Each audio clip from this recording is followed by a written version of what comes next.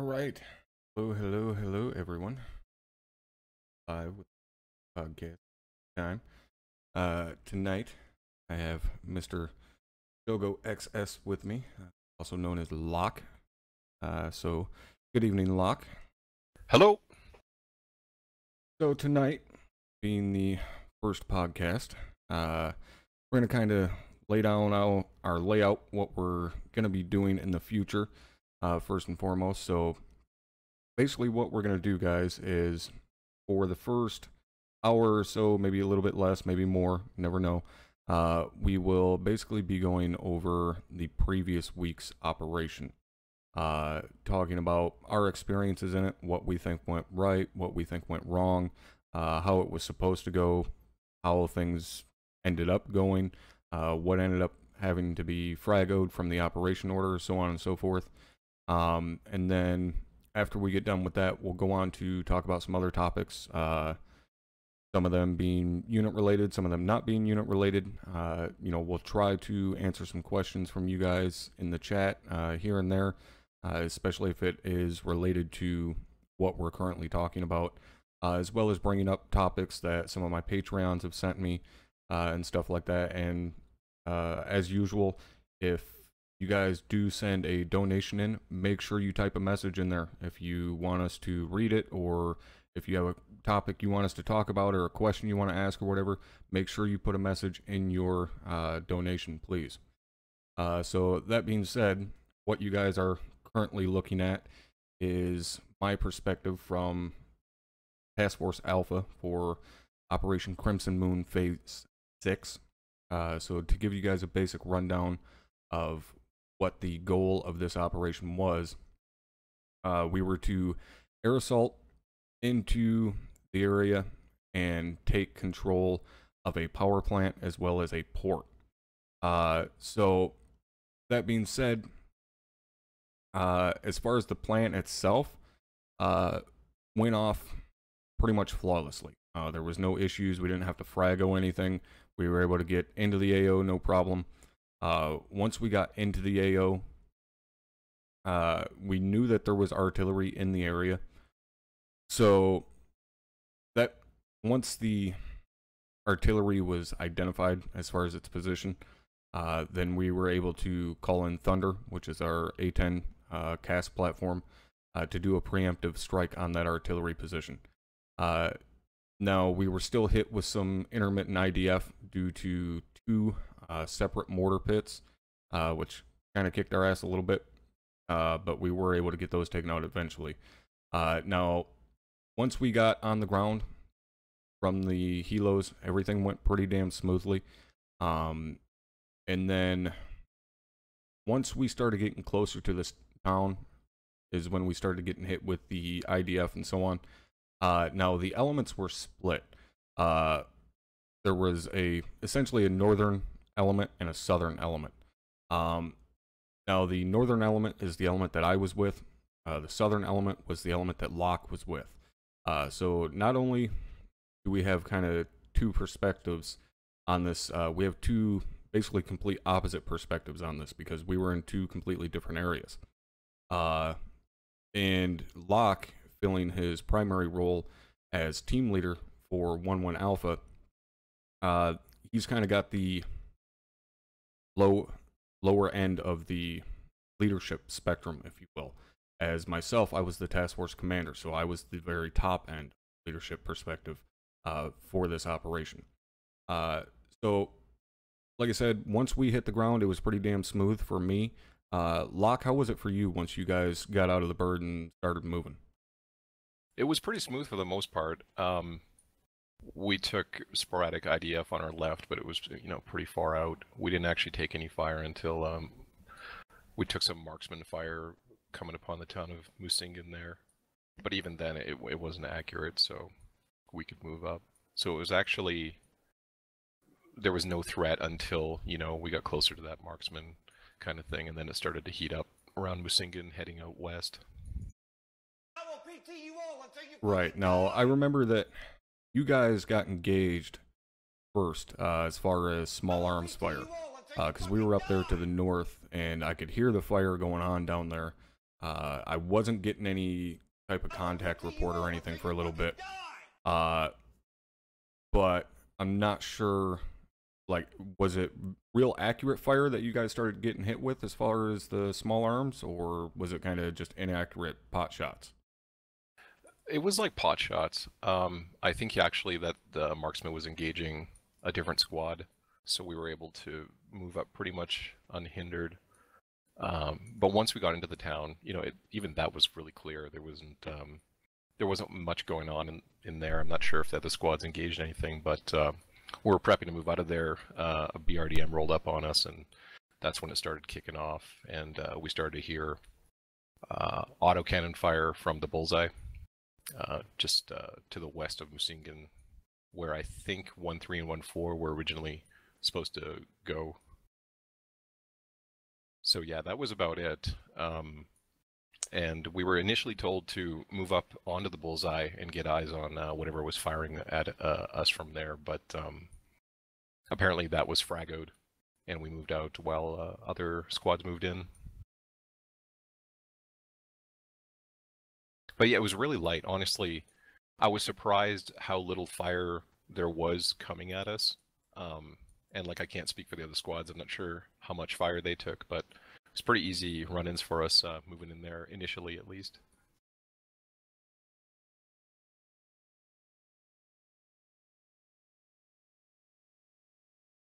I'm not sure if...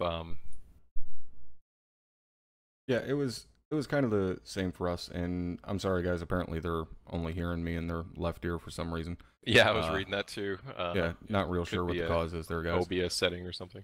Yeah, we'll have to look into it later. There's not really a whole lot I can do about it right now while we're live, but I do apologize, guys. It's a brand new microphone. I literally just hooked it up about 30 minutes ago. So yeah. But yeah, it was fairly easy for us once we got into the area. However, we didn't really have shit for eyes on the actual objective because we were pushing towards the artillery position, and we didn't really have very good eyes on it at all from our position. We had to continue pushing up. And once we were finally able to push up, we had pushed up to this walled compound, and there was nothing inside of the walled compound, no contacts whatsoever inside the wall. There was this large barn. Myself and my staff, Mike, Sergeant Emperor, we were able to clear that out fine. But once we got set up on the walls of that compound, we started taking very accurate marksman fire. And once that happened, basically that northern element slowed to a crawl. Everybody was, doing the typical search and search and search for the guy rather than, somebody covering and somebody moving. And me being my typical self, got tired of fucking waiting. So my HQ element, consisting of myself, Mike, Dagger, and Uniform, all pushed out of the wall compound, started pushing directly towards the contact. Mike ended up taking a round, and I believe either Dagger or Dagger Uniform also ended up taking a round.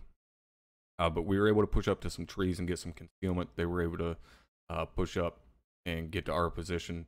And once we got up there, I was basically barking at 1-6 to get, his squads up there moving. And they did get caught up to us, and we all kind of pushed uphill and assaulted the next set of buildings together. And I was actually surprised how inaccurate the IDF was coming upon the town, or just getting in there. I don't know if they didn't have a spotter or anything like that, but I anticipated getting hit much harder, from the mortars than we actually did. So I don't know if we were just lucky or what. Well, it could have also been a matter of the speed of movement. In that situation, with IDF, it's very difficult to hit a moving target, especially if that target has a pretty good rate of speed, somewhat sporadic.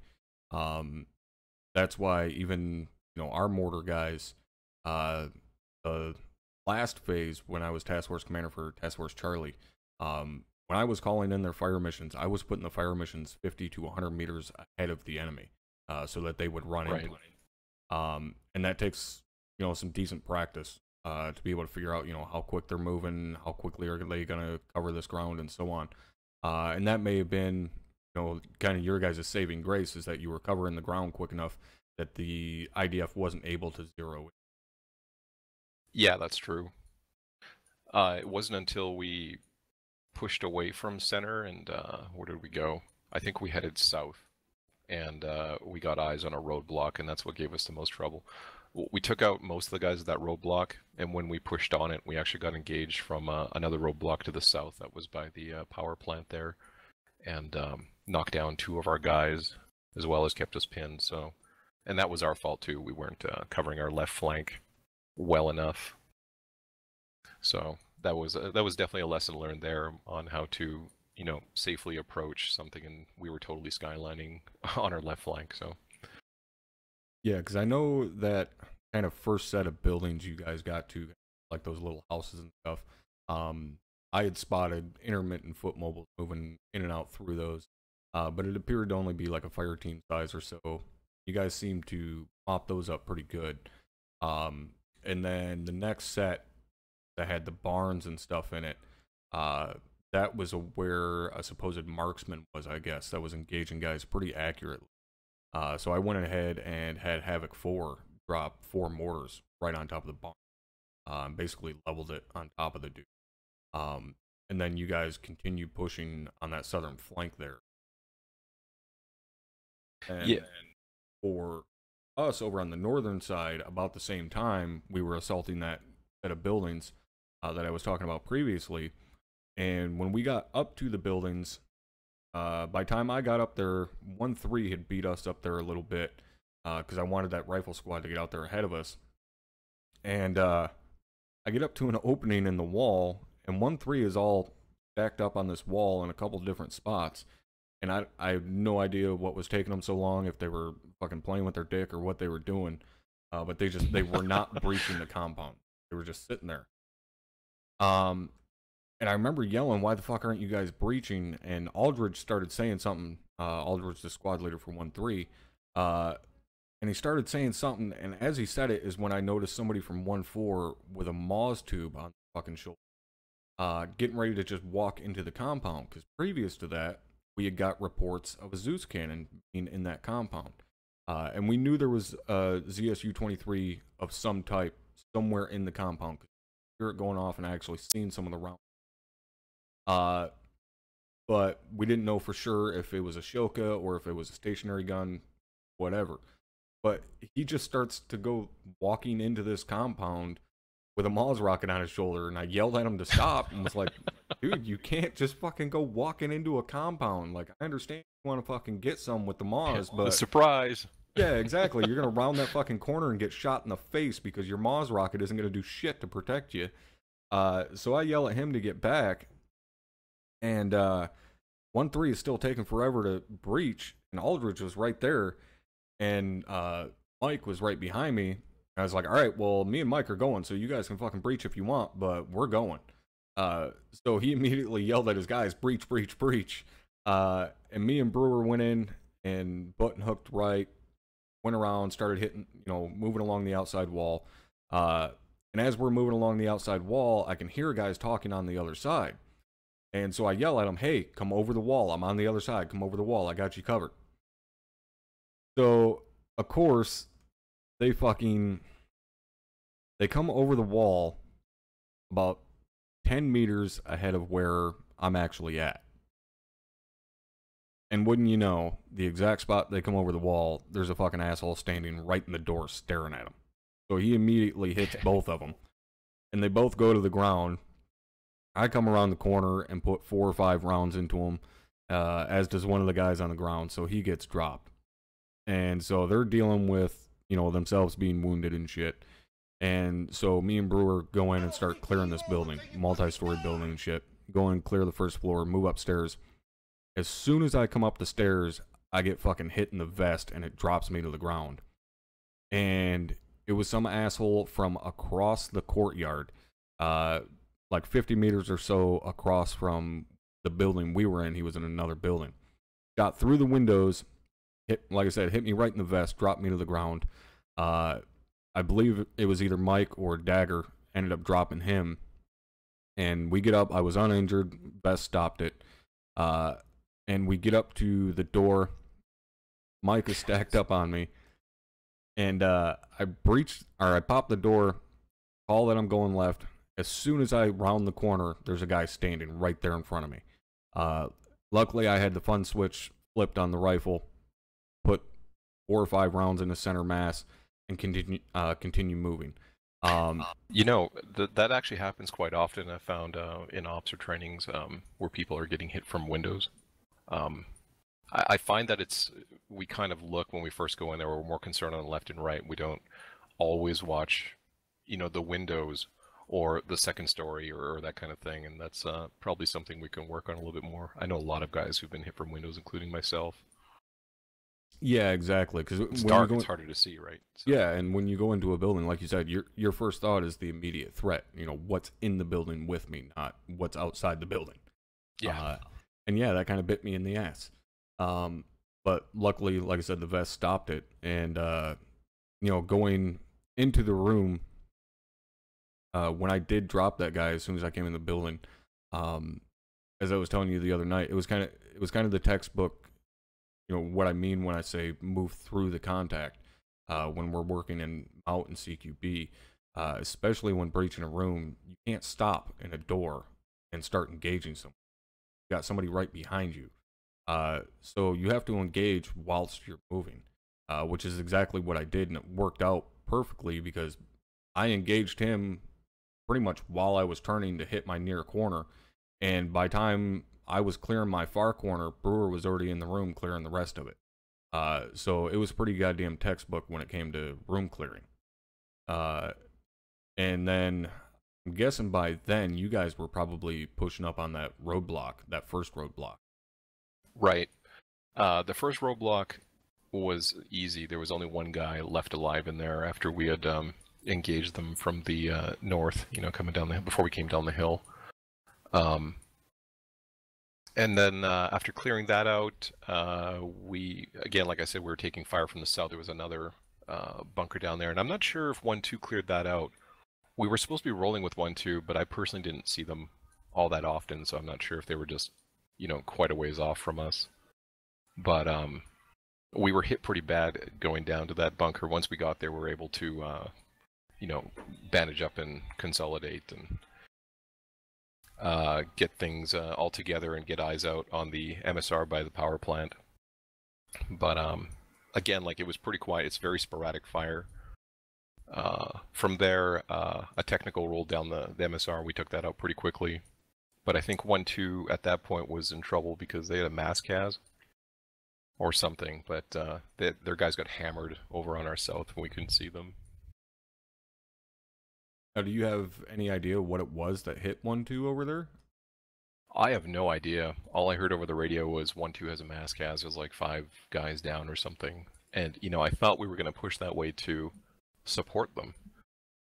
We never did, and I don't really know why. Maybe it wasn't as bad as I had heard it was, or something like that. But they eventually got up. I felt like 1-2 and 1-3, or 1-1 and 1-2 should have been a little bit closer together so we could support each other. Yeah, I had noticed that multiple times when I would open up my Android and take a look, that there was quite a few times where 1-1 and 1-2 were like 500-600 meters away from each other, and there was no way you guys were supporting each other that kind of distance. But yeah, there was a couple times where I had to say something to 1-6 and tell them to get you guys closer to each other. And I know somebody that was filling in 1-2, Williams, squad leader. Williams has been around for a long time, Lieutenant Williams, platoon leaders. You know, he was in 1-2, Havoc 1-2 back in the day with me and Lieutenant Hammersmain, Lieutenant Person, all those guys. So he's very much so got that old school mentality, if you will, of fucking charge forward. And that's not necessarily a good thing, but it's also not a bad thing, especially in comparison to kind of how squads react now. reaction to contact for squads lately has been very slow in comparison to how we used to. But again, that's not necessarily a totally bad thing, because there were times that we probably got ourselves into shit that we shouldn't have been in, because we did react to charging headlong into it. But yeah, so Williams, I guess, was pushing the guys pretty hard Sunday night, trying to, get up there and fucking get some. But yeah, you guys had quite a bit of distance in between you a lot of the time. And keep in mind too that my opinions are coming from a team leader standpoint, so I don't really, hear everything that's going on in the squad comms and all that. So, it's I'm getting half the information just based on my own perspective. So, it could have went just fine. Yes and no, and I mean, this is something we'll talk about a little bit later when it comes to the leadership and so on. But I mean, you shouldn't at any time think that you're only getting half the information. And that's something that I preach all the time to guys, especially in OSET, is that, your guys should be just as well informed as you. Somebody saying that, hey, we're engaging, if one of the squads is saying on platoon that, hey, we're engaging this, as a squad leader, you pass that down to your teams. Hey, 1-3 is engaging such and such this far away from them. Granted, it may have absolutely no relevance to what you're currently doing, but it still gives your guys a better picture of the battlefield and what's going on around them, even if it's not, directly relevant to what they're doing. Right. I think 1-2 was again on the south side of the power plant, while we're on the north side, so we didn't really have eyes on what they were doing. But a little bit more information about what they were in contact with could change our movement north, even which was it, west, even on the north side there, right? We could have been closer into the power plant and be ready to support them in some way. Yeah. So. Yeah, and like Vertigo says in chat here, violence of action. And yes, that's exactly what it is. Violence of action. The downside of violence of action in Arma is the enemy doesn't feel fear. They're generally not going to break ranks and run because we are moving so quickly to their position. So that's the only time violence of action really fails us, is the fact that we're dealing with a computer. We're not dealing with a human with that fear element. So it can bite us in the ass. The same with keeping up the tempo of movement. Kind of the same gig. But go ahead. I was gonna say, that's the one thing about Arma 2, as realistic as it is that there is no morale meter for the enemy. It would almost make sense if they had some kind of morale, not setting, but where they're like the last guy alive and they're taking fire. Like there's suppression, they react to suppression, right? But yeah, and there is a setting to allow them to flee, basically, and you can increase and decrease that in Zeus. But the downside of it is when they flee, they just do their own thing. You can't even tell them what direction to flee in, and they become completely fucking retarded at that point. And you can't do anything with Zeus. So we have to turn that off, basically. Right. Yeah, it didn't really get too crazy. Like around there, like I said, 1-2 had the most trouble. Once we pushed forward, further west and made our way into the town of Warb, I guess it was the city of Warb, we had some armor roll in there. So I think that was the biggest challenge we had entering the city. We went through on the MSR. Bravo was on the right, Alpha was on the left for 1-1. So we were clearing that out and actually didn't really come into any contact. But then we'd heard a tank rolling up somewhere on our left, so we went down an alley to go and hunt it. And Alpha went, most of us went into the second floor of a corner building there in the T intersection of the alleyway, while our rifleman went with Actual to go hunt it. We were able to hit it. I'm not sure if we took it out, but I'm pretty sure we hit it one time and were able to take it out there. Then we had some asshole throwing grenades over walls, so that knocked down like 2 or 3 of our guys in Alpha. Yeah, we had kind of that same situation in that set of buildings we ended up moving up to. We found that there was no Shilka there. What it was a stationary ZSU-23 up on the roof. And on the roof, you could tell that, you know, it had been built up. There were sandbags all around the perimeter of the roof. And as we started to move away, one of the guys up on the roof started taking pot shots at guys as they were moving away. And at that point, elements of 1-4 were still there at the building. And I had radioed 1-6 and told them, you know, to relay to 1-4, hey, you know, throw some frags up on top of that roof. And for whatever reason, they didn't. They just started moving away. Why, I have no fucking clue. But they just started moving away, and then at that point, Mike ended up getting shot in the ass and getting dropped for a minute, which, needless to say, pissed me off quite a bit. So myself and Dagger turned around and went back to the building, and I threw 2 grenades up onto the roof, and then we moved up onto the roof to finish clearing it out, and got up there. Everybody was dead. The frags took out whoever was left up there, luckily. But yeah, then we were able to move down and push back to Mike's position. But by the time we got up there, is when the IDF really started hitting us. There was 2 sets of tubes to our direct west. And we were trying to get a fire mission in there from Havoc 4. And I don't remember... Oh, they were moving at the time. They were pushing west with you guys. They had pulled up their tubes and everything. So they couldn't do a fire mission. So it was kind of a hurry up and wait, because I was telling 1-6 to get that northern element to assault the position, and they just weren't moving quick enough because they got chewed up by the IDF. Luckily, Havoc 4 was able to get into a position and get the tubes set up by the time Havoc 1 was ready to roll, and they got a quick fire mission out. And as soon as those rounds impacted, the northern element pushed in there and cleared it out and took out the tubes. And that was actually the second set of tubes. The first set was in that courtyard of that first set of buildings that we had cleared out. Those got destroyed pretty goddamn quickly because we were able to push up there so fast. They didn't really give us too much problem. It was the tubes that were further to the west that really chewed us up.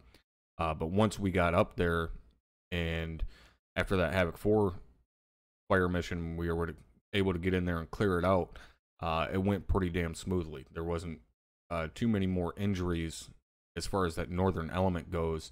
There was still a decent amount of contact here and there, kind of intermittent foot mobiles running around through the town, trying to push uphill towards us, which definitely wasn't working out for them.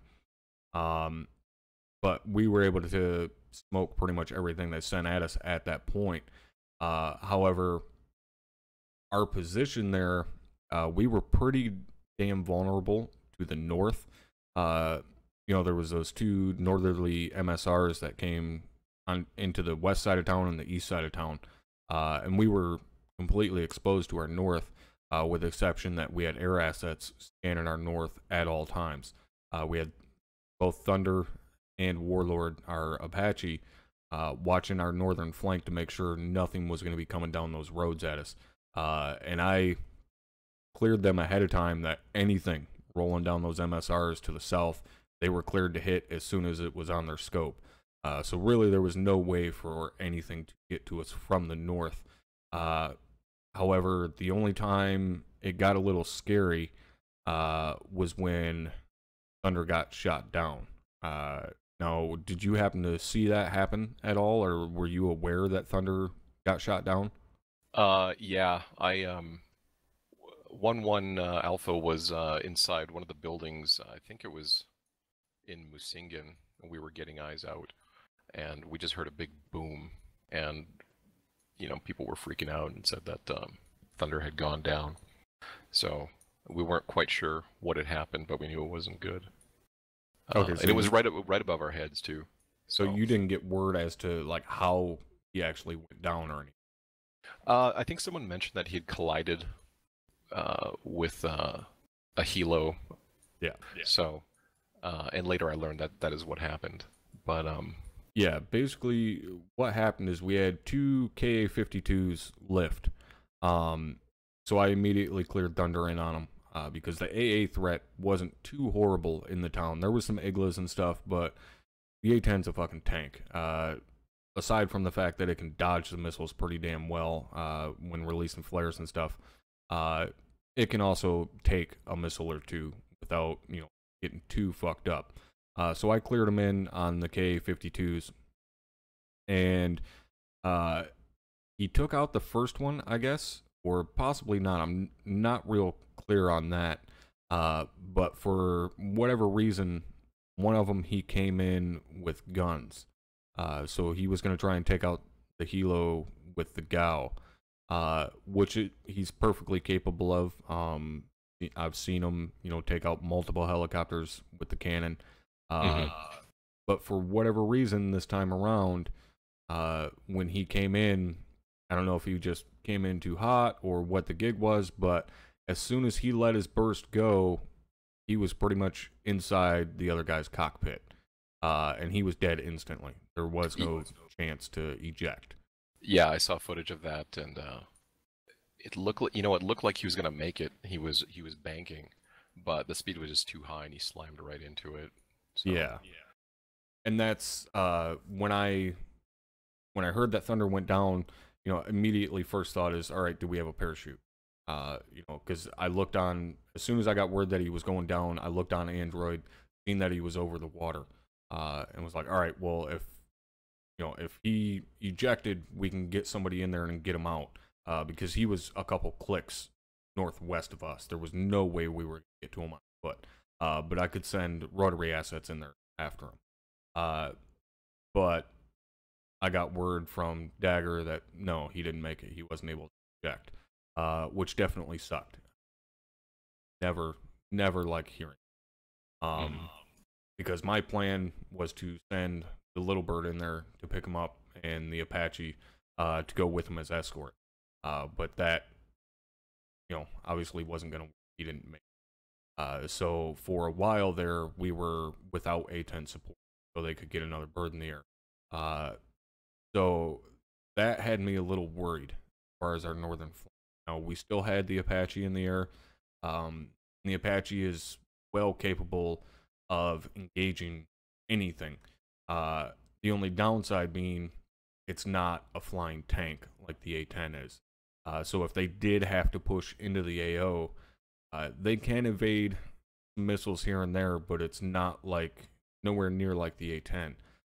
So I had a legitimate concern that if something came down that MSR, there was a possibility that we wouldn't be able to take it out before it got to us, because Warlord was so limited. They were on the very southern side of the town, and not even really the southern side of the town. There were a couple clicks south of the town, and they couldn't really push much closer without circling way around to the east. And by the time they would have done that, anything that would have been coming down those MSRs would have probably been engagement range. Right. So yeah, that had me worried for a little. But luckily, nothing came down the for whatever reason, they didn't try and flank us. We got really lucky there. And by that point, I was basically set up in an overwatch position, overlooking the town, and just doing basic command and control, making sure everybody was good, seeing if we needed a resupply or anything like that. And that's when you guys were kind of beginning your assault on the southern side of the town, pushing north. And how'd that go for you guys as far as working your way through the town? The city of Warp itself. Yeah. It was okay. Like I said, it was pretty quiet in there. Surprisingly, we expected to take a lot more contact from, at least the buildings or just scattered infantry, but there was actually not much in there, save for that tank that I had mentioned earlier. That rolled in, we took that out, and we had sporadic infantry, like I said, throwing grenades at us that we couldn't see. So that was the most difficult part, because we were in a confined area, and I made the mistake of not backing up my guys. I popped smoke because we had a man down, but we didn't really expedite our movement out of that danger zone, and that's what caused a couple more of our guys to go down. But it was a good lesson learned in any case. Right, and that's something we go over in OSUT, or at least try to remember to go over. You know, if you get engaged, it's not just a matter of popping smoke, because they can shoot through the smoke. You know, you still need to maneuver out of that position, especially in that situation, where, like you're saying, you're in a confined area. There's guys throwing HE at you. You know, you need to displace from that position and, you know, attack it from another angle, basically. Yeah, for sure. It was confusing at the time. Well, not confusing. It was just a little bit of chaos because we had a guy down. Then I'm like, okay, well, we need to, you know, get out of here, but we still have this man down, and dragging is only so fast, kind of thing. So, yeah, but picking somebody up via fucking ace takes 3.5 goddamn years. yeah, it takes way too fucking long. And you know, initially when the first two explosions went off, we actually thought it was cook-off from that MBT that we had just destroyed, but it was kind of far away and it was behind a wall, so I wasn't sure. You know, like, was it an HE or was it just cook-off? So when the first one went off, I thought it was a grenade. The second one went off, and then I think someone said, "Hey, that's, you know, that could be cook-off from the vehicle." So we took cover behind the wall, thinking it was that, and trying to get our guys up, and then another grenade like landed right at our feet. So at that point I knew that there was hostiles around that area, and it wasn't just from the cook-off. Right. So some confusion there. And that's honestly something that I really don't care for with that last big ace update, is the cook-off of the vehicles.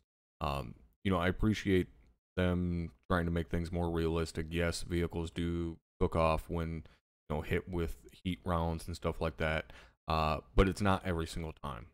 Not every single vehicle cooks off and has a jet of fucking flames coming out of it, and all the rounds start exploding all over the place. And, you know, Yeah. it's not like that every time. So I wish there was a setting that we could do on the server, basically, to like have a percentage of vehicles that'll cook off. So it's kind of like a random percentage of, you know, every third vehicle, or, you know, something like that would cook off. So it's not every single vehicle. Yeah, that would be ideal. And they would get rid of the monotony, you know, of knowing what to expect. It could happen, it might not happen, and that changes the dynamic of the field as well. Yeah, exactly. And I remember when the vehicle cook-off was first introduced, you know, we had a couple times where guys would sit right next to a vehicle that was disabled, and it's sitting there smoldering. You know, it's not, because they don't always immediately cook off. It can have like an engine fire or something like that, and it'll sit there and smolder for a minute before it actually starts cooking off. And we had a couple times where guys did that. They sat right next to a fucking vehicle that had been disabled, and the thing starts cooking off, and all of a sudden it explodes, and it drops fucking 4 or 5 guys because they're, oh shit, I forgot about the cook-off. Yeah. So you definitely have to, you know, pay attention to what the hell's going on, and, you know, hey, that vehicle's gonna fucking cook off, and oh, by the way, that's a fucking 20mm autocannon or whatever. We should probably get out of this fucking area, because those rounds start impacting around us. They're gonna hurt. Yeah, it certainly seems like 1.3 and 1.4 got a lot more action than we did. Like, after that, I think we proceeded down to the port area, and there was not much around there either. We cleared buildings. I think we killed a few guys inside there and cleared the sea cans. But yeah, it was dead. There was nothing there. So I think we just missed the party in most cases. Yeah, and like Vertigo was saying in chat, you know, the cook-off, yeah, is a bit overkill, especially the amount of rounds that cook off, because that's just not the case in real life. Not every single fucking round that's in that vehicle is gonna just decide to explode. Not really the way they work.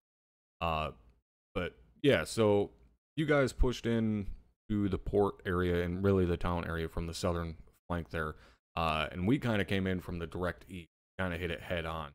Guys were And like I said, I had a pretty good overwatch once they began moving. Once that northern element started pushing forward. But when they did, it was a lot like what you just said. It was surprisingly light as far as contact goes.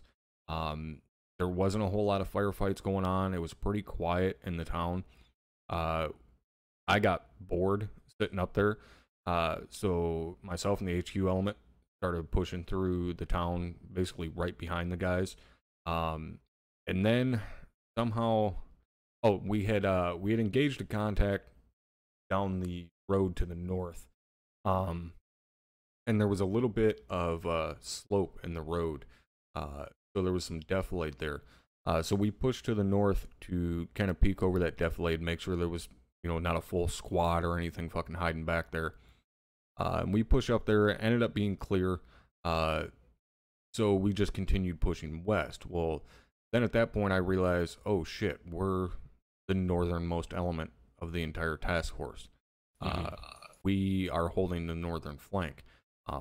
And by that point, the other squads that were around us, they were, probably 100 to 200 meters into the town to the south of us. So even if we did fall back to the south and let those guys cover the northern flank, they would have been too deep into the town to stop anything before it got there. So had infantry or vehicles or anything pushed in from the north, it would have had hard cover of the buildings before those guys would have been able to engage it. So we just remained on the northern flank. And I mentioned about how it was, light contact and that kind of thing. And that's not always such a negative thing. I mean, we've had operations where it's just fucking hell right out the gate. We get loaded up and then shit just pops off. And, there's firing coming to even the cop that we're supposed to head out from. So it's kind of a balance, right? Like if it's light, it's nice because you don't have to fight as hard. There's not as much worry, but it's nice to have some action as well. Yeah, absolutely. I mean, you can't go fucking a billion miles an hour every single operation all the time. Right. It'll burn guys out, and that's kind of what happened to us in the past. When I was in Havoc 1, when I was a team lead, and even when I was a squad leader, every single night was like World War III for us. Or every single operation, I should say, was like World War III. Everybody knows the stories about the bridge mission. It was actually an FTX. And us squad leaders planned for it. Days. We all got together, figured out who was going to be going where, what we were going to do if such and such happened. And the basic idea of the mission was to set up a blocking position on one side of this bridge, not allow anything to. Pretty damn simple.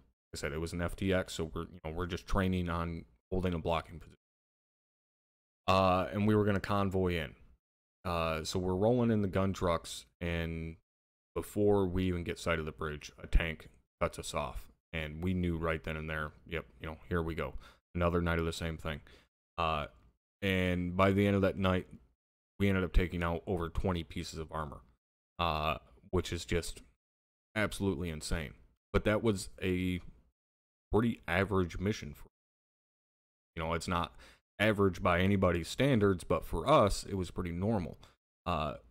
So this, our current campaign, we have had very, very difficult missions.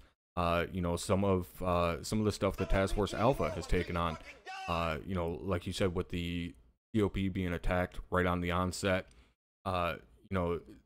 we have had very, very difficult missions. There was a lot of wounded, multiple KIAs, so on and so forth. But it hasn't been overwhelming to the point that it's like, okay, this is just fucking ridiculous. But we've also had the flip side of the coin, like this week with Phase 6 for Task Force Alpha, or even the last phase for Task Force Charlie, where I was Task Force Commander and we set up that ambush. It wasn't necessarily an insane firefight. But especially Task Force Charlie, that was one of the best missions I've ever had as a Task Force commander.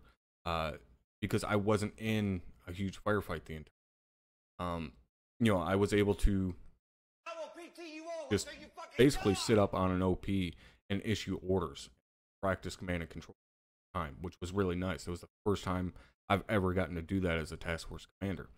And this operation was kind of the same. I was a little more in the shit, and I went looking for the shit because I was getting a little bored.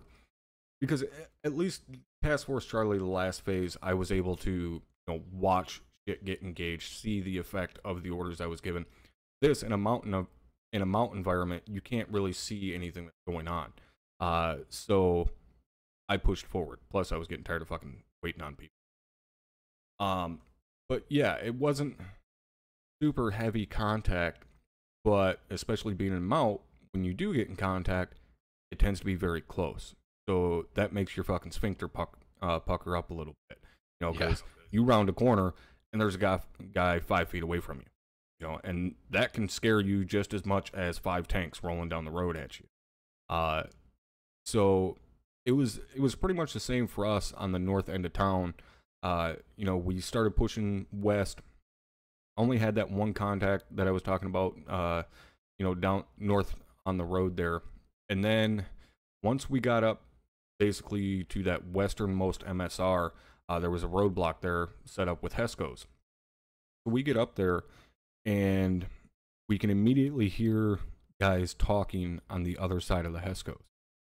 So I start yelling for someone to throw a frag over, because I had already used all my goddamn frags at that point. I had thrown 2 up on that roof, and then I threw 1 through a window of one of the buildings that we were breaching. There was a guy in the upstairs engaging people, so I chucked a frag up there and ended up dropping them.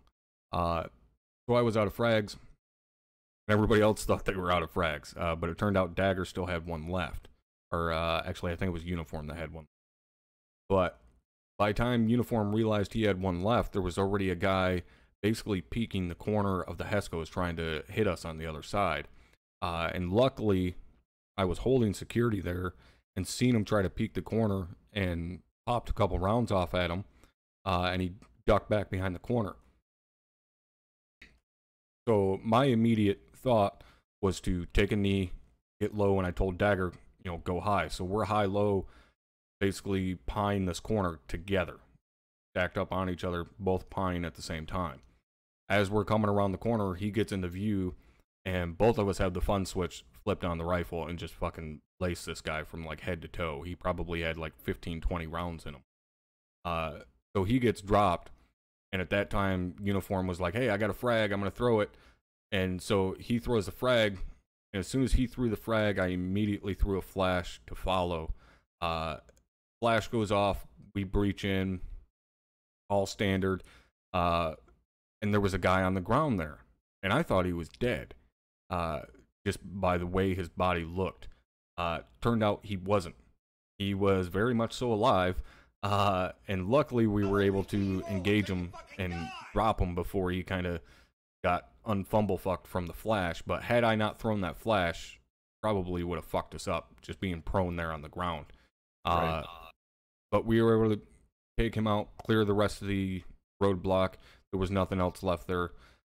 So we pushed up on the top of one of the HESCO towers, kind of sat there for a minute, and I noticed a better position on another building, multi-story building. So we pushed over to that building and got up on the roof. Now, once we got up on the roof, had beautiful eyes of the entire port, great eyes out to the north, and that was pretty much the end of it. By that point, everything was dead. You guys had the entire port area completely cleared, and there was nothing going on at that point. It had a clean sweep, and there was nobody left hiding anywhere. Yeah, from a team lead standpoint, I think the execution of what we were meant to do was textbook. Like, it went well. There were no major issues, at least for 1-1. Commands were given clearly for the most part. We didn't always know what the other squads were doing, but that wasn't necessary. We did what we were accomplished, or what we set out to do. We accomplished that goal. And what Silent Wolf was saying there, better to be bored than burned out. I don't want anyone to misinterpret what I'm saying. Every mission can't be everything to everyone because we're a platoon, we're a team.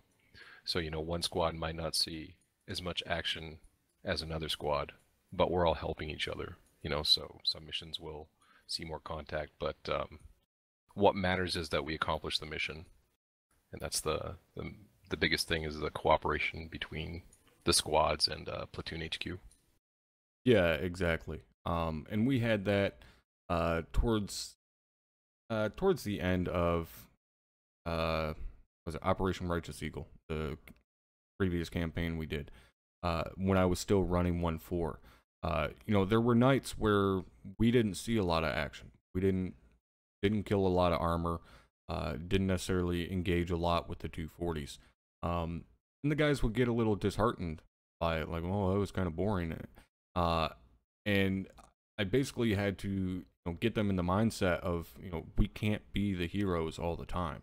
Because at that point, people always sung the praise of 1-4 because we were so effective at eliminating armor and large amounts of foot mobiles. You know, I told the guys all the time, like, look, there is no such thing as perfection, but you guys have come as close to it as is possible in my eyes. You know, and like I said, guys would always praise 1-4, and I would constantly tell people it doesn't have shit to do with me. Guys are the ones doing the job. I'm just there for the show. But they would get disheartened when they didn't get to kill a bunch of stuff.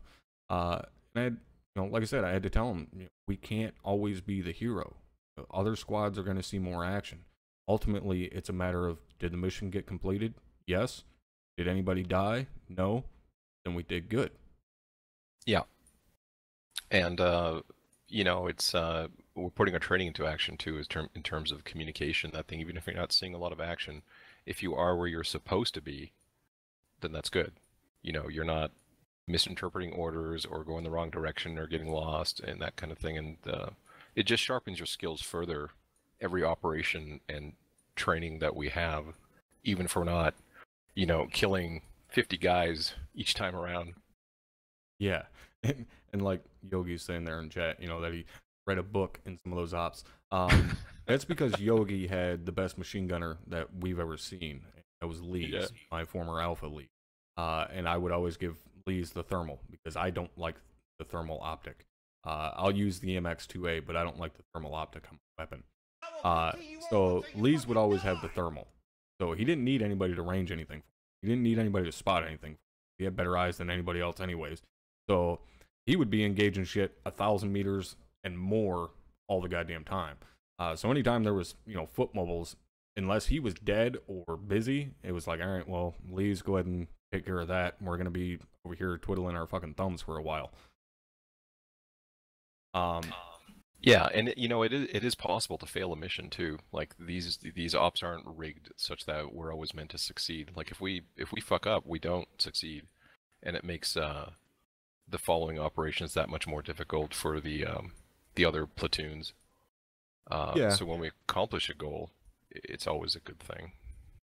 Yeah, and that's, I think a lot of people kind of have that misconception, and you know, I'll get into that in a minute. But when it comes to, you know, the operation itself from Sunday, you know, that was pretty much it for us. Once we got to the port, got that all cleared out, that was it. I was, you know, I did my typical call for a wild weasel, which I do every time that I'm task force commander and Capisoto is flying. You know, I call for a wild weasel, and he knows when I'm the task force commander and everything is calmed down. He knows when I call for a wild weasel. He instantly knows what I'm getting at. So he does the normal play of, okay, well, are we suspecting AA threat and all of that stuff? And if you guys watch his video, you'll see him go through all of that. But he knows I just want to fly by for the guys. And every time I, you know, usually tell Dagger to relay to him something along the lines of, you know, I want to see the white of his eyes or whatever, because I want to see how low he can bring it in. And he did that. You know, he came in fact, so goddamn low, we were worried he was going to hit one of the towers that were right there. Luckily, he didn't. Yeah, he came in, did the flyby, and I immediately called mission complete. So that was the end of Crimson Moon Phase 6 for Task Force Alpha. Pretty goddamn good success. I really didn't have anything to complain about aside from, the slow movement at the start. But once the ball got rolling, everybody pretty much steamrolled that fucking place. There wasn't really much of anything they could do to stop us, even when 1-3 got hit by that IDF and they had a mass cast of 4 or 5 guys. That held them up for a few seconds, but it ended up holding them up for just long enough for Havoc 4 to get their guns set up, or to get their tubes set up, and be able to, complete that fire mission on the tube. So all in all, it was really big success in my book. Oh yeah, same here. After it was done, had no complaints really. Thought it was pretty smooth. As always, there's always a few things that it can be worked on a fire team level or a squad level or that kind of thing. But they're really minor things. Yeah, and as Myers just said in the chat there, Myers was Zeusing for. I mean, he had a better eye than anybody on what was going on, and Thunder did hit that entire dock area pretty hard multiple times, as did Havoc 4. And that was another thing that really kind of attributed to our success was the use of Havoc 4 and then putting rounds on target. I'm more inclined a lot of the times to allow Havoc 4 to self-designate targets that they can see, which usually works out pretty damn well. And then a lot of the times I don't go through, like, as Task Force Commander, I'm not going to call a full fucking 9-line to those guys. They don't need all of that information. And usually if I'm calling a fire mission, it's because I need fucking a fire mission ASAP. So there were multiple times Sunday night where I radioed those guys on CompanyNet and said, hey, I need 4 rounds on this marker now. And they would get that shit out Ricky Tick.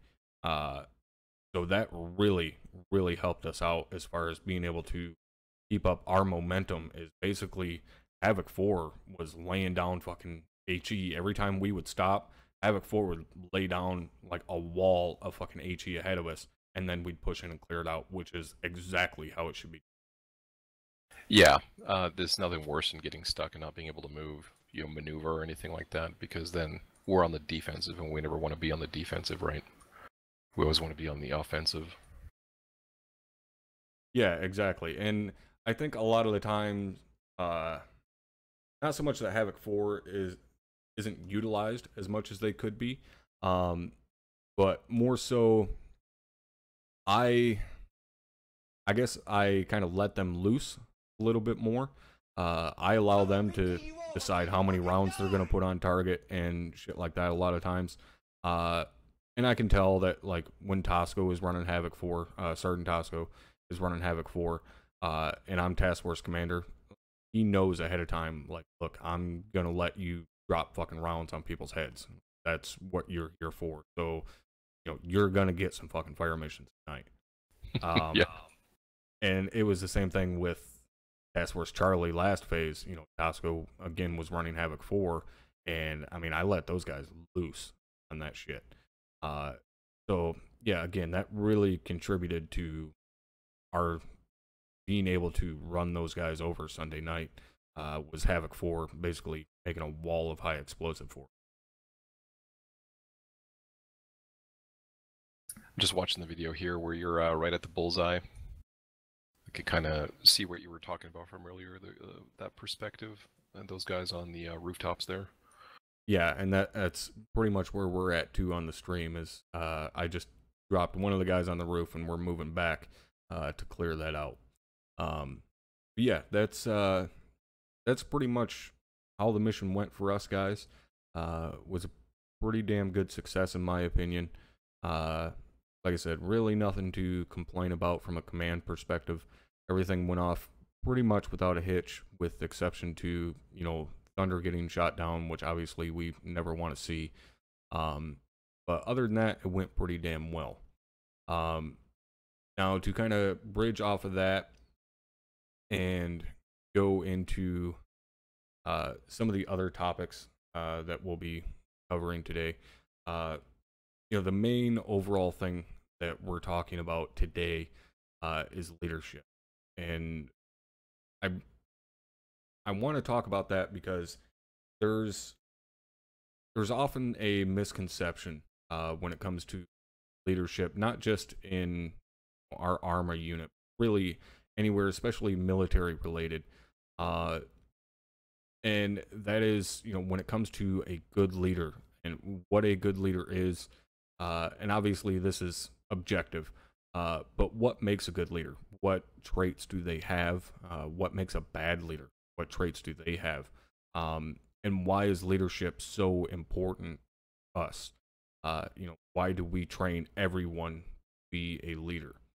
Now, as I said at the start, Sergeant Locke is a team leader of one of our fire teams. So he basically is in the junior leadership role, if you will. It's the lowest leadership position we have, and arguably the funnest. I believe it's hands down the funnest position to have, whether it be leadership or non-leadership. I love being a team, provided you're working with some people. And then me on the other end of the spectrum, as first sergeant, I am in a command position. So my job generally consists of commanding an entire task force as opposed to just 4 guys. So we have both ends of the spectrum, if you will. So, Locke, what do you look for in a leader? Whether it be, one of your subordinates that you think is going to make a good leader someday, or one of your hires that you say, yeah, I'll follow that guy, or no, that guy is a fucking idiot. Well, proper communication, I think, is high up on that list, because if your guys know what we're doing, they're not confused, they're not gonna, and I encourage actually people under me to ask questions. Don't just go on not fucking knowing what you're doing. If you don't know, ask. Always ask, because it's better to ask than to not know and just run around with your, like a chicken with your head cut off. So communication is really important. Confidence in your decisions that you make, whether they're right or wrong. I think when you're leading anything, there's going to be times where you're not certain what the right decision is, but you have to make one, because you can't just, sit still when the shit's going down. So you make the best decision you can based on the environment or your surroundings or whatever's happening, and you roll with it, and you be confident about it. Because if you second guess yourself, the guys are going to second guess you, and they're going to be like, I don't think this guy fucking knows what he's doing. You know what I mean? Right. So, off the top of my head, those are 2 things. You definitely have to listen to your guys too. If they have concerns, you can't just say, well, this is how it is. I don't want to listen to you, because that doesn't help with any kind of cooperation. You need to cooperate with your guys. So those are just a few things off the top of my head, I think, that I can think of. Yeah, and I would, absolutely agree with all of those points. When it comes to communication, we preach that communication is the number one tool that we have. We couldn't do what we do without, communicating, obviously. But this goes towards all aspects, not just running an army unit or running any online, gaming community. And this really any type of leadership. Communication is absolutely vital. If you're not communicating what's going on, not just in an overall picture, but day to day, minute by minute, if you're not relaying information, it just disadvantages everyone, yourself included.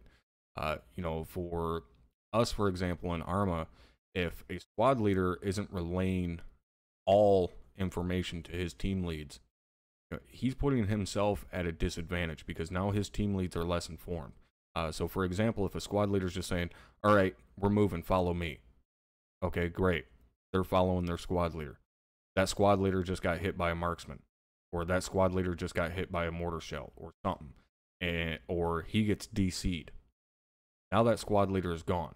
Now those two teams are going to be sitting out there in a field, a forest, whatever, with their dick in their hand, waiting for the 2IC to get up on platoon net, check in on platoon net, and get orders yet again from platoon HQ on what they're supposed to be doing. So now platoon HQ, who could potentially be busy handling other stuff, has to stop, relay information that was already sent out to a new squad leader, and now that squad leader has to yet again relay that information down. But if he doesn't, potentially the same fucking thing happens, and it's just a never-ending cycle. So you have to relay not just pertinent information, but all information down to the members, of your team, your squad, whatever. And the same goes for team leaders. The squad leader issues you an order, you have to pass down that order word for fucking word, because if something happens to you, that 2IC needs to be able to step up and take over seamlessly, and needs to start carrying out those orders that were issued to your team without you being there. Right. And part of it too is knowing what your team is capable of. I know that early on, and maybe even still, I'm too focused on pushing forward when I should be saying, look, we're combat ineffective at this point. We can't do what you're asking. We need support. And asking for help is a big deal. Otherwise you're going to put other people at risk. And the same goes for, if you are given an order and you can't carry it out at the time because, you're heavily engaged or something like that.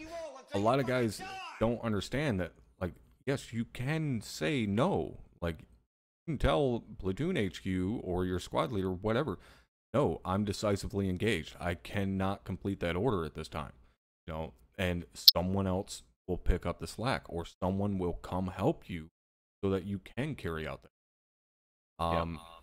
And that kind of goes on to one of the points that Vertigo just brought up in chat. A good leader owns up to their mistakes, and that's absolutely true.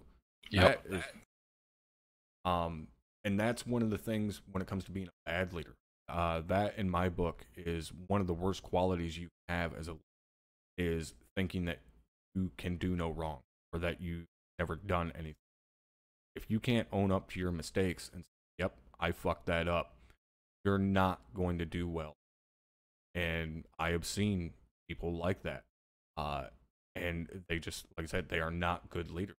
It is not going to turn out well, because at that point they feel, entitled to shit. Like, hey, I've been doing this for so long. Well, yeah, but you fucked it up left and right, and you don't have the common sense or, the mindset to realize that you fucked it up. And that can be pretty goddamn dangerous. Oh yeah, shit's gonna happen occasionally, and you're gonna screw up or have a bad day and that kind of thing. And you can't just think that you always know everything, you're doing everything right. Because when you think you know everything, you're not opening up yourself to bettering yourself, or learning more things, how you can improve. And everyone should always be trying to hone their skills and improve, and not just in a milsim unit or anything, but in in real life. You can't think you always know everything. Yeah, exactly. And that's where confidence comes into play. Like you said, it is very important to someone in a leadership position to have confidence, make a decision. Like you said, you have to be able to make that on the fly decision quickly. And good leaders are able to do so. But where confidence can kind of bite you in the ass is if you're too confident and you're not listening to advice from others, whether it be your peers or your subordinates, when they're saying, hey, that's not a good idea, and you're just overly confident in yourself and say, no, we're doing it anyways. That can be just as goddamn bad as not admitting your mistake, is essentially what that is. So yeah, and that goes on to your third point of listening to your men. And it's not just listening to their bitching and moaning.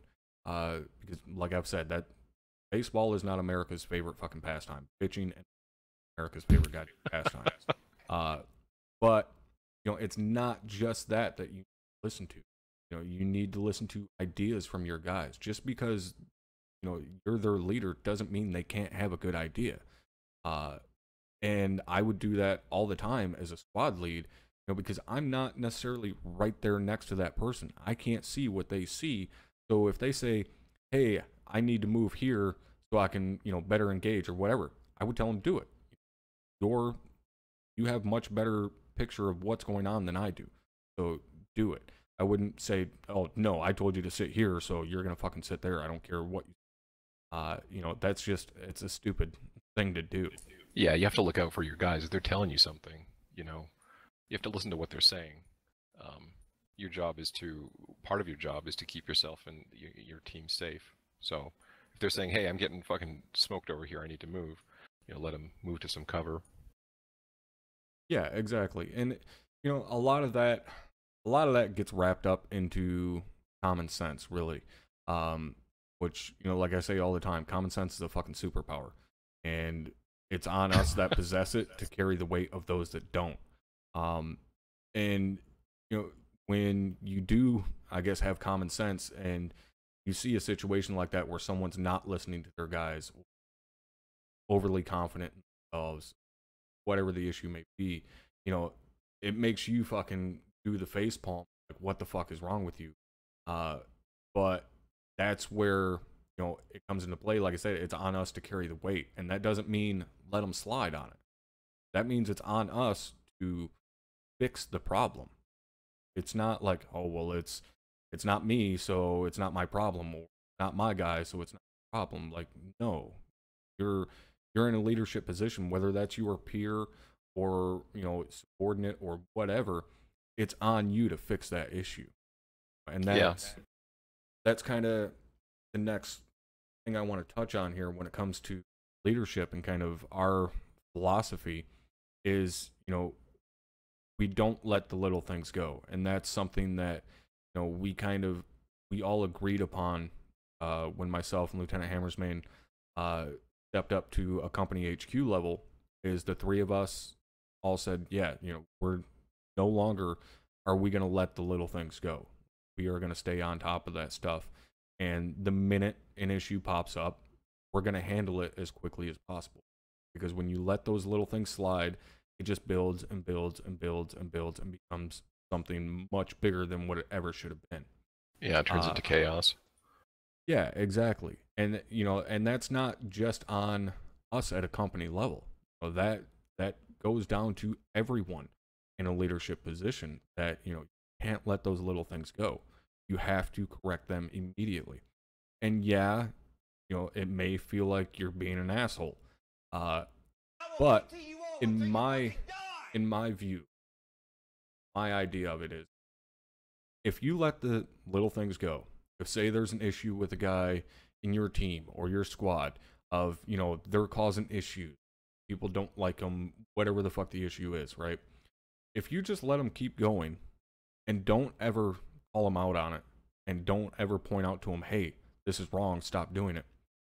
Then when it does eventually get to that boiling point where someone just loses their shit and flips out on them, now they're super upset because there's somebody's suddenly freaking out on them, and that guy looks like even more of an asshole because he just lost his shit on the guy.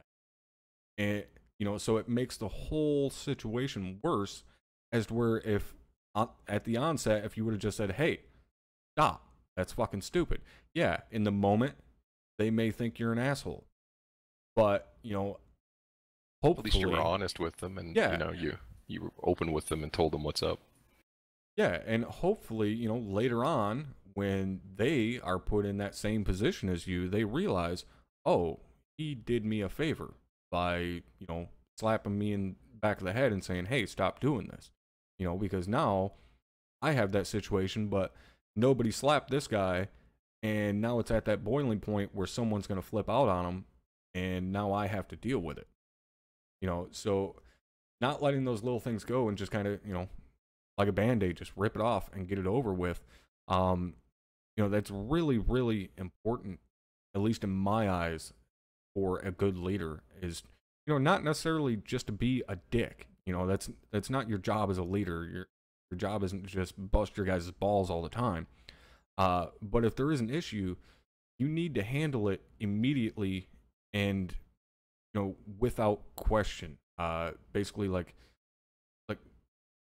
handle it in such a way that there is no room for someone to question you on what you've done. Or if they do question you, you immediately have reasonable response of, well, this is why I did this. This is the result. End of conversation. There is no argument to be had. And that's what I try to do as best I can. Even when I do make a decision, I make a decisive decision, whether it be, having to punish someone, whatever it may be.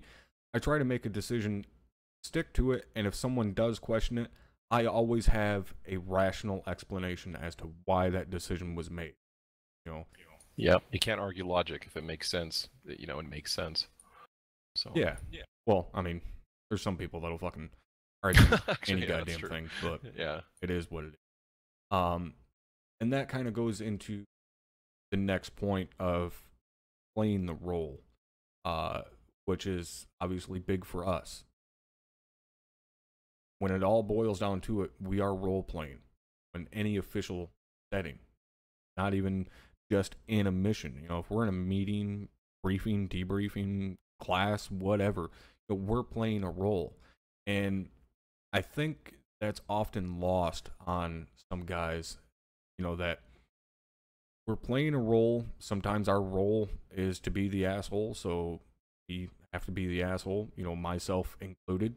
There's times where I'm not pissed off. I don't give a shit that you were just fucking retarded enough to ND. If you just shot your buddy in his fucking ass, that's your fault for being a fucking idiot. But it's my job to get pissed off and yell at people, because that's what a first sergeant would do. And same goes for kind of the, I guess not so much the camaraderie itself, because guys do have friends here they hang out with. But that sense of camaraderie doesn't necessarily carry over fully when we're in game. When we start getting engaged and guys start getting chewed up and people start laughing about it, that pisses me off. Beyond anything else. If guys get blown up by a fucking mortar and someone makes a joke about it, I will immediately rip their fucking head off, because you're not playing the role. That's what you signed up to do. If you just watch your buddy get fucking smoked by a mortar, you're not going to make a joke out of it. I don't care if you have combat experience or not. Again, common sense fucking tells you, if you just watch your best friend get blown into fucking pieces, you're not going to laugh. Yeah, and all these rules, they're in place for a reason, and they have to be enforced.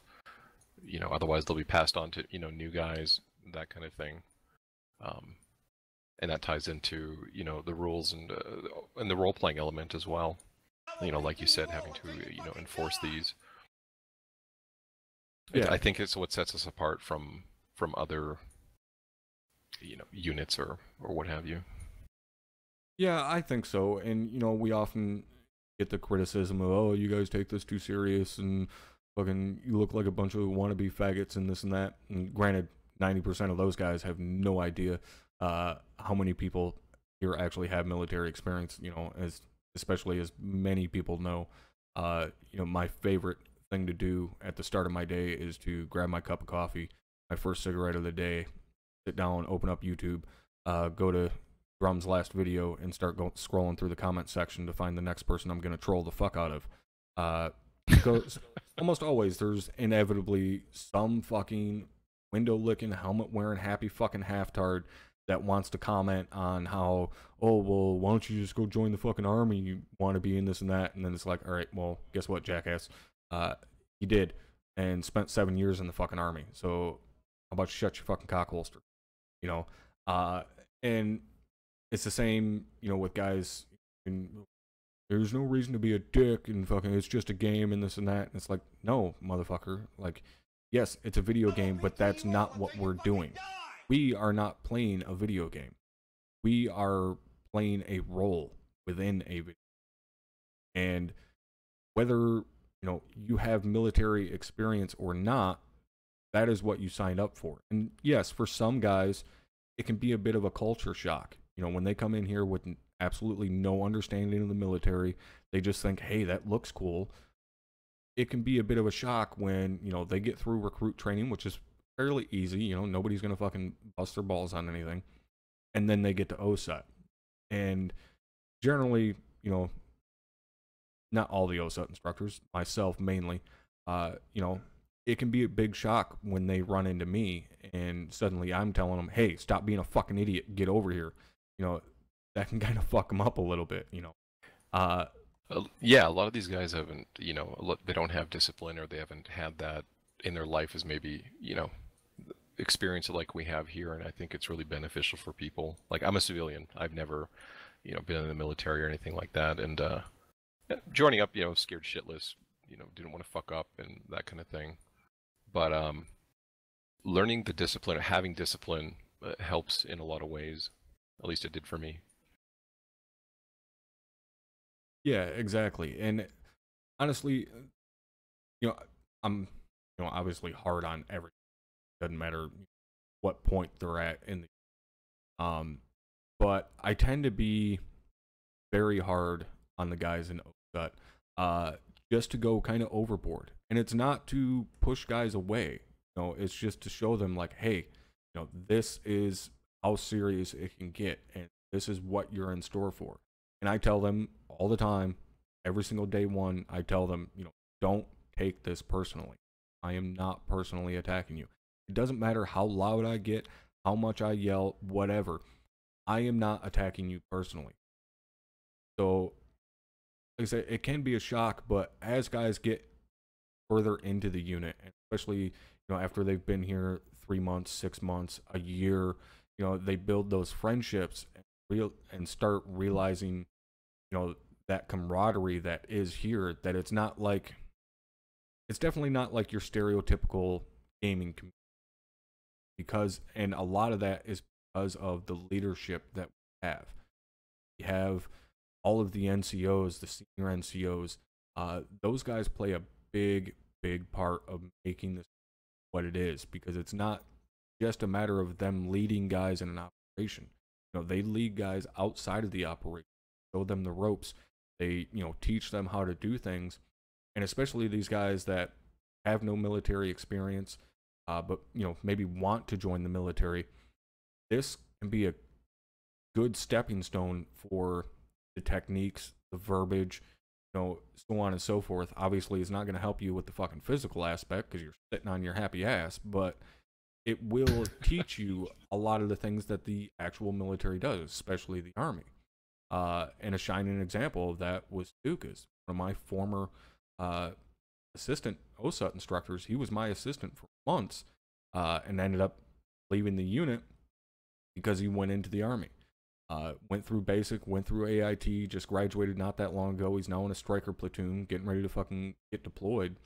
But a lot of not only what I taught him here, but what he taught other guys, being one of my instructors, is what they use in the real life military. And a lot of that, I don't even want to say necessarily idolizing, but kind of mentoring from leaders. That happens in the real military. Guys look up to their team leaders, their squad leaders, those E5s, E6s. Guys look up to them, especially those guys that have done tours, they have combat experience, to a brand new PV2, or, generally your E3 coming in. You look to those guys for guidance. And it's the same way here. Brand new PV1 or PV2 coming into the unit, they look to those E4s, E5s, E6s for guidance as to not only what to do in the operations, but what to do outside of the operations as well. But the the last thing I want to kind of touch on here when it comes to leadership, failure. And this is something that that Jocko talked about on his podcast a while back. If any of you guys have never seen Jocko Willing's podcast, please, please, please go watch it as soon as you are done with it. Jocko is retired Navy SEAL. He was the task unit commander for Task Unit Bruiser, which was the element that took back the town of Ramadi, Iraq, in 2006. For those of you guys that don't know, Ramadi was hands down one of the worst battles we had. It was like fucking Fallujah 2.0. But he has a podcast that he does pretty much weekly, that he talks about some amazing shit. Talks to some amazing people. But one of the things he talked about not that long ago, failure, and what it means, what you can get from failure, and not to let failure set you back, because yes, you failed, but you can learn from that failure. There's things to be gained from that failure. Now, as Stern Locke said earlier, when they got engaged and had grenades thrown at them, had a guy get chewed up, he didn't immediately pull his guys out of that kill zone. He recognized that as a failure. Immediately said, that's something that we can train on. That's something that that is a perfect example of someone failing and using it as a learning experience. And that's not necessarily something I would say that happens rarely, but I don't know if guys even understand that they're doing it or recognize that. They say, yeah, we fucked up on this, we'll train on it, next week. But they don't take the chance to kind of dissect it and, where the failure was at and what exactly you need to fix. Because when you fuck something up, when you fail at something, it's not just a matter of, oh, yep, that plan didn't work, let's, go train on it again. You need to identify what failed, where it went wrong. Did you guys move the wrong direction? Was someone covering the wrong sector? Did you move at the wrong time? You need to identify exactly what failed, and then that is what you train on. Not just a matter of, oh, we're going to train on the entire thing. You need to identify that sole individual thing that caused that failure and fix that. Right? And yeah, failure can hurt confidence. It can hurt your pride, depending on what it is. It can, depending on what the failure is, it can affect you a lot more, and you really have to sometimes make a concerted effort to push past it and recognize that, hey, it's a learning experience. You fucked up, and we're going to fix it so it doesn't happen again. And that's the most important thing, is that you recognize it for what it is, instead of making too many excuses or whatever. Things happen, but you have to recognize it and push past and fix it. Yeah, exactly. And like was just said in chat, recording and streaming your operations is a great way to go back and learn from it. I used to do that all the time as a squad leader. When I would fill out my patrol report, I would pull up my video from the night before, sit there and watch my video. And I mean, I would go as detailed as having fucking timestamps and grid coordinates, where we moved, what we engaged, so on and so forth. And that wasn't just to, be super fucking anal about everything. It was, I rewatched every second of what we did to analyze it and see where we screwed up, what we did right, what we did wrong, and so on. And like Bezo said in the chat as well, bleed today in training so you don't have to bleed tomorrow in combat. It's exactly where train hard, fight easy comes from. And that's something that leaders definitely need to recognize. Like, you need to train harder than you actually fight. And going to do a squad training that's, all right, assault this objective, That's not training. You have to fucking point out, all right, we're gonna maneuver here, you're gonna maneuver this way, so on and so forth. Like, you need to train on specifics, not just, all right, go do this. If you're gonna do that, you might as well just go to a fucking shooting range. Yeah. What Yogi was saying there are times, no matter how you look at arm, can just kill you. That goes for a lot of things. There's going to be times you can absolutely not succeed at something based on random, occurrence or situations. You're going to fail, no matter what. So it's good to learn how to accept and move past, and no matter what, and sometimes know that there's nothing that you could do. Yeah, exactly. And that's, sometimes the odds are stacked against you, and there is nothing you can do to succeed at that given objective. Again, to bring up that fucking bridge mission, there is absolutely nothing we could have done as a task force to take that bridge, and nothing. I mean, we could have called in 5 fucking A-10s, and it wouldn't have been enough. So there are times, where shit's gonna be stacked against you, and you're gonna fail. It doesn't matter what you do. But in those situations where the odds are stacked against you, where there is no way we are getting out of this, in that case, that's where you need to kind of take a step back from the situation and say, how can I minimize the effect this has on my guys? How can I protect them the best I can in this situation? And it's not, at that point, it's no longer about eliminate the enemy, complete the objective, take ground. At that point, it's what can I do to protect my guys? Can I get them out of this safely? If the answer is no, then at that point, it's, fight to the last man. Do whatever the fuck that needs to be done to cause as much carnage, casualty to the enemy as you possibly can before you're done.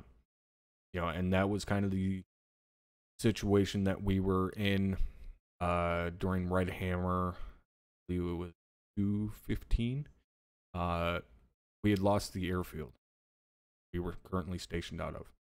What had happened, we stepped off from the operation, we were lifted, and Chinooks ended at our LZ. Chinooks got away maybe 2-3 minutes after we started movement from the LZ. We had multiple BTRs roll over top of a hill on us and just immediately start laying waste to everyone. And that was actually my first KIA. And there was probably 30 plus people that were KIA'd within the first 15 minutes of the firefight. And everybody respawns back at the airfield. And we respawn back at the airfield. The guys that did survive were able to get back to the airfield somehow. Anyways, actually some of them were still missing. It was a gigantic clusterfuck. The entirety of the chain of command had completely broken down. Somehow our squad leader at the time, Sergeant Franklin, he was now in charge of all ground unit squad leader. So we get the order from somewhere to load up in vehicles and head to this COP that was like west of our position, click or two. So we all load up in the vehicles. We're getting chased off the airfield by tanks. We're in fucking Max Pros and shit. We load up in the VIX and we get to the COP, and this COP is tiny. I mean, really fucking tiny. It can't even really fit a platoon inside of it. But we get in there and we immediately set up defensive positions, and like, all right, well, this is it. Our task force is gonna be overrun. Nothing we can, aside from inflict as many casualties as possible. Enemy. So we just started engaging everything we could, and then the armor started rolling. And the armor basically started circling the fucking cop like they were sharks. And we were just waiting for the minute that they were gonna break through the M walls to come into the cop and start murdering us. And at that point, that is when Sergeant Franklin came over the radio to his two team leaders, himself, now Lieutenant Hammer. He came over the radio and was like, "Look, guys, we're being overrun. Done. If one of those tanks gets inside the wall, you know what to do." And we did. He didn't have to say anything. Didn't have to give us any orders at that point. We both knew, all right, we're both carrying M112 demolition block. If a tank gets inside the wall, we're going to do what needs to be done to protect the guys inside the cop. So immediately devised the plan. He was on one end of the cop, I was on the other. If a tank broke through the wall on either side, we're going to immediately hit the deck, crawl up to it, plant the demo, and fucking aloha snack bar ourselves. Luckily, that never happened. Tanks never came through the walls for whatever reason. They just stayed outside, and I believe air assets ended up being able to finally make it eliminate them. But at that point, a sign of a good leader, which Sergeant Franklin was one of the best at the time, made that snap decision that, look, we can't get out of this. There's no evading. We do what needs to be done. Gave us, in a roundabout way, gave us that order. But again, that's a situation where there's not really a lesson to be learned from that, aside from the fact that we were fucked. That was really the only lesson that was there, was that, the odds were not in our fucking favor, and there was nothing we were going to do to change those. And that can be some of the scariest times too, when chain of command's broken. Your team leads down. Maybe you're 3 IC, and you have to step up, and no one's saying anything. You don't know what's going on. There's shit everywhere, and at that time you have to take command of your fire team or whatever, and you have to prioritize, what needs to be done.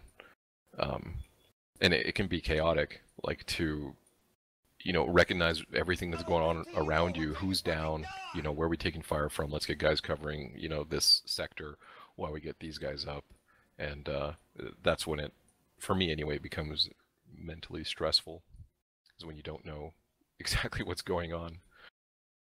Yeah, exactly. And that's, and that's why we do train everyone to be a leader.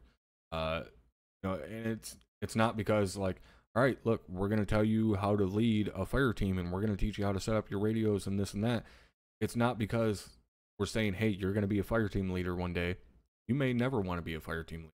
You may want to be a fucking automatic rifleman for years in this unit. That's perfectly fine. But like you said, in that situation where your team gets fucking wiped out, whatever, your COC gets fucking decimated, you now need to step up, and you need to know how to properly relay information, how to get guys coordinated. You got to be able to wrangle fucking cats in that situation, especially when there's an MCI going on and it's just fucking chaos. Like, you need to be able to take control of that situation. And that's something that, learn better how to do with more time. But that's why even at the start of OSUT, train guys how to set up multiple channels on a radio. We train them how to properly send information up, down. And granted, some of that information is going to be lost. They're not going to fucking retain every goddamn thing I tell them. But the basis is still at least there. There's something to build on for the next coming months or years, whatever. And that's another thing too, is the more mental stress you go through over a period of time, the more you get used to it in a way. Like, you can, when I first started, there was so much shit going on, I couldn't think. I didn't know what to do, but the more you get in situations that are chaotic, I don't know, you just don't freak out as much. You're just like, okay, I've been through this before, and you kind of get used to it. Yeah, you can kind of keep your bearings a little bit better. Yeah. And that's what we're watching right now, as far as the it's a good example of that. Myself and my HQ element, we're pushing through, clearing buildings, clearing HESCOs and stuff like that. All the while, I was issuing orders the entire time. I was still listening to what's going on the radio, still getting orders, getting sit reps and stuff like that. And that is something that comes with experience. It's not something that you're going to be able to do day one as a leader, is be able to fight, communicate all at the same time and keep your bearings and your wits about you. But that's something that comes with experience, and with enough time and enough experience, will get to a point where you can be in a firefight, engaging targets, issuing orders, looking around, all that shit, all at the same time. But it takes time. Yeah, there's only so much you can teach at the beginning in training. You can teach people the equipment, how to use it, and then over time, they're going to learn the tactics. If I do this, I get shot. If I don't clear my LDA properly, I get shot, and all the while being over the radios and communicating all this stuff. And you just get used to it. You just have to do it a lot. Yeah, exactly. And that's, that's something that, I have to tell guys, when I'm teaching OSA, we're teaching you the very fucking basics of what we do here.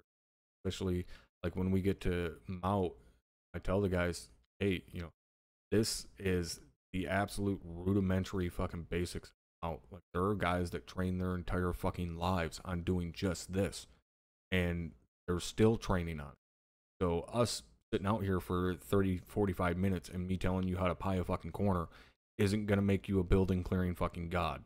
Like, it's going to take practice. You have to train at it. Yeah, I think MOUT is one of the more difficult things that, you constantly have to keep training at. Like, even me and my team, any team really, no matter how much you do it, you can always get better, because it's going to be different every time and you don't know what to expect. Yeah, and that's, that's kind of the thing about our operations. They are different every time. And that kind of brings us to the last thing I wanted to touch on that we slightly touched on earlier, was when it comes to our operations, people often get the misconception that we always win, that we always just run right over them. And that's not the case. We have failed missions. Granted, the missions, at least personally, that I've been a part of that we failed, were just god awful, absolutely insane fucking missions that, would make fucking Michael Bay envious. But that being said, you can't really expect us to fail a mission, and it's not because of the AI. That's not an excuse. Saying, oh, well, the AI accuracy isn't high enough, or they're not difficult enough. That's not an excuse, okay? Especially when you're trying to give that to me as an excuse as someone that has absolutely zero operational combat experience. You have no fucking idea how accurate someone's fire is in a firefight when they're being shot at as well, when they're fearing for their life. Believe me, they are not fucking all snipers, okay? But that being said, what we generally go up against, yes, we always go up against a larger force than what an infantry platoon would go up against. And that is because of the AI, because they don't move properly. Right? That's the only reason. It's not because of engagement. Yes, there are some times where like vehicles won't engage as far out as they should, and that's where it's on our Zeus operators to take control of that vehicle, make it engage. But it's more so because they don't maneuver properly the way they should. They don't react to contact quite right. But that being said, what we do go up against as a platoon, essentially as an infantry platoon with a small amount of supporting assets, is massive in comparison to what people would generally use for ARMA operation. And yes, it's kind of hard to compare because guys use different settings and different AI mods and shit like that. But just to give you guys an idea of what the task forces have been going up against lately, okay, at least for the last few phases of the operation, especially since we got the new server, we can put more shit down. Okay. On average, at mission start, there is anywhere from 300 to 500 enemy units down. Okay, 300 to 500 that is multiple companies worth of infantry that are down, that essentially a single platoon and some supporting assets will take on. Now, again, they're not able to eliminate all those just because the AI is bad. Like that's not the biggest reasoning behind their ability to eliminate targets. The biggest ability that we have as a unit is the communication in the chain of command, and guys being able to A, receive orders, and B, follow them.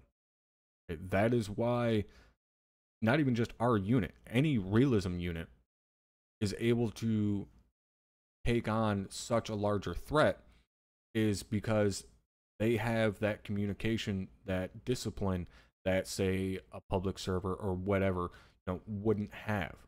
So we're able to take on multiple companies worth of infantry because we can have a single squad take out a fucking platoon worth of infantry in a matter of seconds. And yes, as Soto says in the chat, the A10. Right? The A10 is a huge, huge fucking reason as to why we're able to take on so much armor, so much infantry. And yes, it is unrealistic to have a fucking A10 circling overhead for every operation. They would be sitting back at a fucking airbase somewhere, and you would call for air support and hope and pray, hope a little more, and possibly pray a little bit more, and they may get there in the next hour or so and be able to help you out. Obviously, we don't have that kind of time. We have time constraint of a couple hours to work with it. We compromise, basically. But the long short of it is, yes, we can fail a mission, but in order for a unit that is well trained as what our guys are and work together as well as they do, for them to fail a mission, they basically need to go up against odds that are incredibly unrealistic. Like it's already unrealistic with how much stuff we go up against. But for us to fail a mission, we basically, as Zeus operators, either need to just decimate them with indirect fire or send so much shit at them that it is not possible for them to be able to eliminate all those targets, and they're gonna die. Even Task Force Alpha a few phases ago, I had Zeused for them, and the objective of the enemy was to get the task force to fall back. They wanted to retake that ground, and I beat the fuck out of you guys. And I'm pretty sure you were there a lot, correct? When you guys, yeah. What was the name of that town again? Sorenberg or something like that? Yeah, or is that a different one? Something along. Yeah, the town just west of the dam. Right. Yeah. So once I got word that all you guys were in the server ready to go, as Locke kind of alluded to earlier, their mission was to push out of the cop, go assault another position. Before they got a chance to assault, I immediately started pounding them with IDF, guys just pouring over the hills. And even then, like I said, I beat the fuck out of them. There were a lot of KIAs. They didn't fall back. The task force commander, in fact, refused to fall back. But that, again, is the task force commander's discretion. And he was able to rally the guys, and they were able to hold the ground. So, had it been another task force commander that possibly didn't want to fucking stay there, would have fallen back, and the mission would have been failed. So, it is very dependent upon, what the decisions are made as leaders. They screw up, and that's it. Yeah, so what do you think? You got anything else to say on that, Locke? Not much. Just that, yeah, as far as like the amount that's being thrown at us, if those were real people, like if Op 4 were real people with the same kind of loadouts as us, it would be a much different story. It would be really, really hard. And that's just, working with AI and that kind of thing. It actually works out pretty well. I prefer it this way, honestly. Yeah, I think it's pretty well balanced. And yes, guys, for whatever reason, my mic is only feeding to one channel, so you're only hearing me in your left ear, which I'll get figured out before the next one. By the way, Locke, are you only hearing me in your left ear? or is it just something with OBS? I think it's OBS. I hear you just fine through TS. Okay. So that's pretty much all I wanted to cover tonight, as far as the topics go on. We got derailed a little bit, but what I want to do right now is, you guys that are in chat,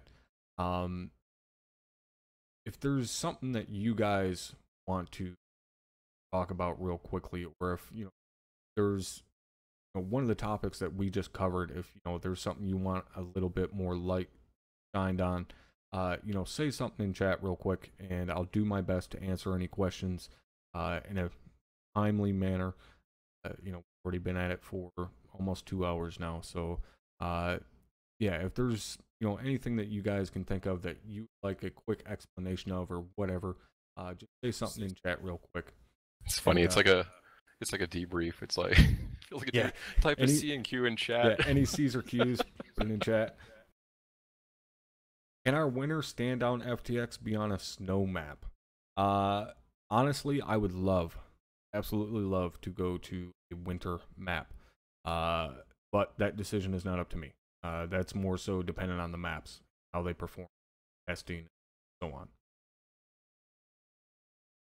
Does the 506 run open ops for the public? Right now, no, but soon, yes. We will be doing a public soon, and by soon I mean someday. Trademark. It's something that we've been trying to get off the ground for a little while. Then we bought the new server and had to test all of that and so on.